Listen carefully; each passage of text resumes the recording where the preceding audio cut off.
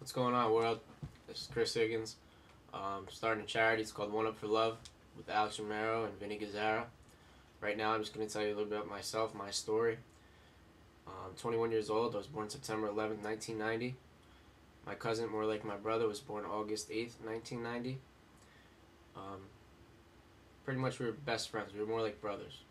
We were inseparable. He slept over. His home life wasn't so good. He was always over at my house.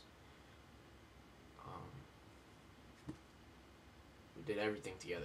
We were brothers. And then at about 13 and a half, 14, going into high school, he got diagnosed with osteosarcoma. It's a type of bone cancer.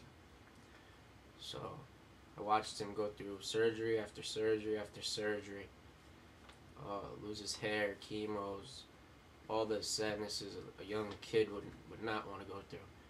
And I was a smart kid in middle school to high school, honor roll in middle school. Played sports, basketball 3 years. He was athletic. And then at 16, cancer took his life, and he passed away.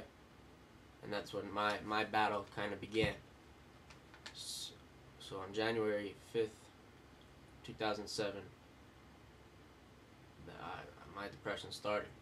I said I was fine. I said I was okay.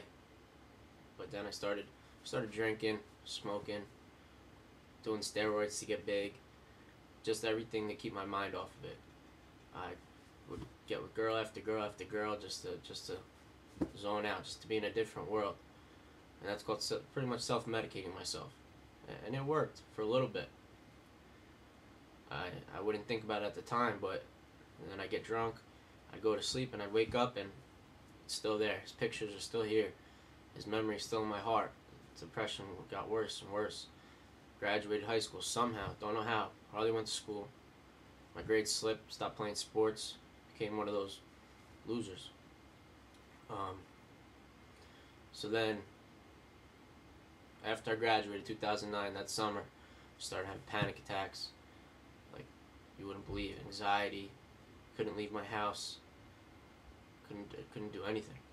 Didn't want to do anything. Just wanted to end my life. I began cutting my wrist that whole time. I would take baths, try to drown myself. Anything you could think of, I was trying. Nobody knew. They couldn't tell I put on a front, but everybody knew that I was hurting. But I wouldn't open up to nobody, and that was one of my worst mistakes. Then one night, about 8:30 at night, I got a rope and tied it around my neck, and I was ready to end my life.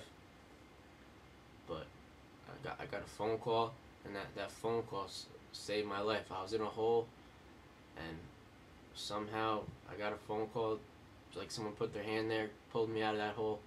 I got to a doctor, and it wasn't the easiest road, but I'm out of it. It's 2012. I still get depressed, sure. Everybody does, but got to the doctor, I took the right steps, got put on some medicine, and I can accept it. Can't really accept it, but you can accept it once you understand a little bit more with feelings and everything. That's what we're here to try to help people and make sure that everybody knows that they have somebody that they can rely on, and we'll be that hand to pull you out of your hole, because I've been there, and you might be there right now.